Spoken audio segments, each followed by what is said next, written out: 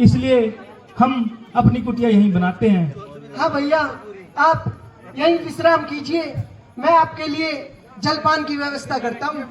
आप कृपया यहाँ आसन ग्रहण कीजिए। हे राजकुमार, आप लोग कौन हो? हे देवी, मैं अयोध्या नरेश दशरथ पुत्र राम हूँ, और ये मेरी अर्धांगिनी सीता है, और ये मेरे अनुज लक्ष्मण है। आप इस जंगल में क्या कर रहे हो? आप तो राजकुमार के लड़के हो, राजा के लड़के होते हुए जंगल में क्या कर रहे हो? हे देवी, हम कुछ समय के लिए इस वन में जीवन व्यतीत करने के लिए आए हैं, और आप इस वन में अकेले किस लिए घूम रहे हो? हे राजकुमार, मैं तो अपनी पसंद का वर ढूंढने के लिए आई हूँ, और मुझे लगता है कि मेरी मंजिल यहाँ पे आके खत्म हो गई है। हे राजकुमार, आप मुझसे शादी कर लीजिए, मैं आपकी सुंदरता पे मोहित हूँ। वर ढूंढने का काम तो माता पिता भाई बंधु का होता है, ऐसे अकेले आपको घूमना शोभा नहीं देता। नहीं महाराज, ऐसी कोई बात नहीं है। आप नहीं करते तो आप अपने भाई से बात करो, मैं उनसे कर लेती हूँ शादी। हे देवी, आप प्रयास कीजिए, मैं तो शादीशुदा हूँ। हे देवी, मैं तो अपने भ्राताश्री का सेवक हूँ, मैं तो इनकी सेवा करने के लिए ही आया हूँ। भला आपको एक सेवक के पास क्या मिलेगा? मैं भी इस जंगल में रह लूंगी और आपकी सेवा कर लूंगी महाराज। नहीं देवी, आप गलत जगह पर्यटन कर रही है।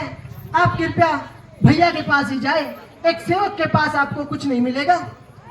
हे राजकुमार, आप ही मान लो मेरी बात। हे देवी, मैंने तो जैसा आपको बताया है कि मेरी शादी हो चुकी है, और धर्म के अनुसार एक शादी हो जाने पर दूसरी शादी नहीं करते, इसलिए आप लक्ष्मण से ही बात कीजिए।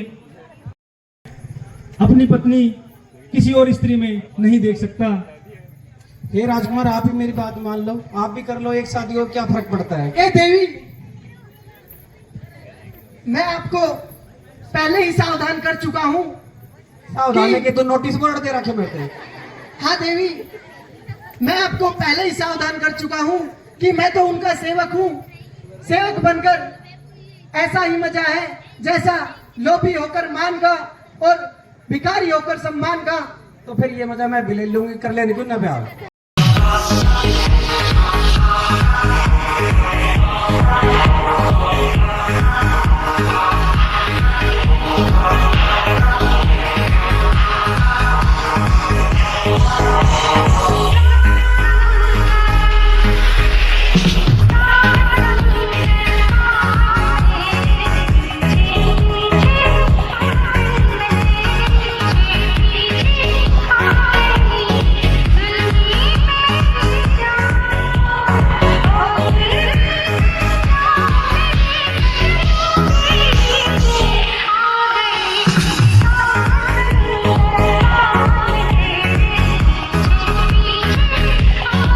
राजकुमार, मैंने सारे प्रयत्न कर लिए हैं, कृपया आप मेरी बात मान लीजिए।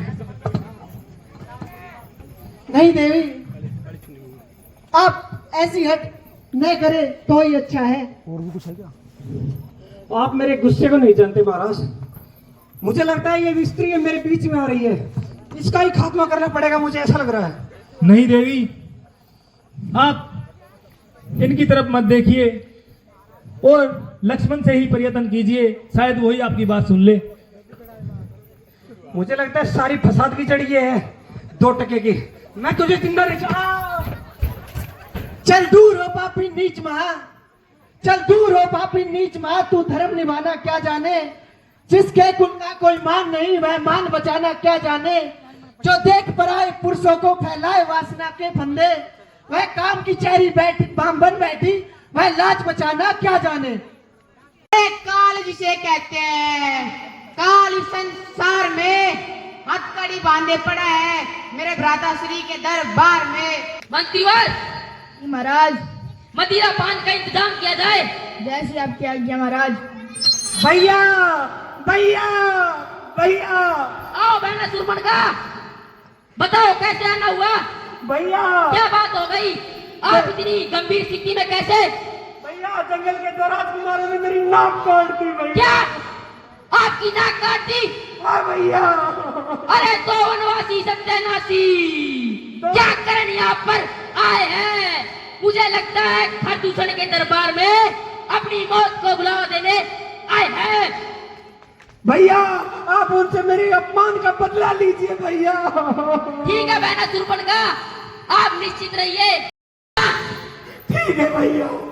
हेनुज, तुम सेनापति अपनी पूरी सेना तैयार करो और पंचवटी की ओर कूच बोल दो। चलो मेरे साथ।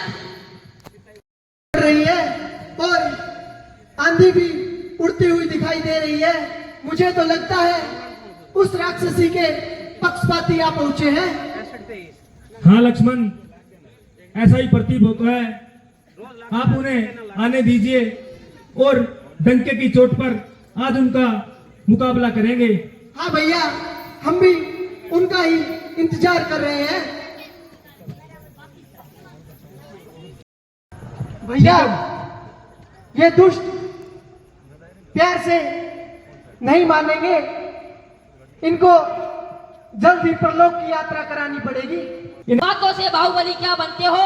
हमारे साथ युद्ध करो। तेरा झुंडा पकड़ धरती में दे मारूं, सारा भ्रम मिटा दूंगा। एक ही झटके में तुझे यमलोक की सैर करा दूंगा। अरे मार दूं ठोकर तो पल में भूमन डल बने। क्रोध की अग्नि से देखूं सागर सुख जंगल बने। अरे कालू विकरालू बिस्तर कलाऊ जलाकर भस्म कर दूंगा प्रचंड ज्वालाऊ। अरे तुम बच्चे, तुम कुछ नहीं हो वीर के आगे। उड़ा दे पर्वतों को भी जो है मेरे तीर के आगे। अरे जो मर चुके हैं उनकी गिनती बढ़ा जाकर कि ये पाप जो अब भोग ले उनकी सजा जा। अरे बातें ही करते रहोगे या युद्ध भी करोगे या गरजने वाले बादलों की तरह ही बोलते ही रहोगे?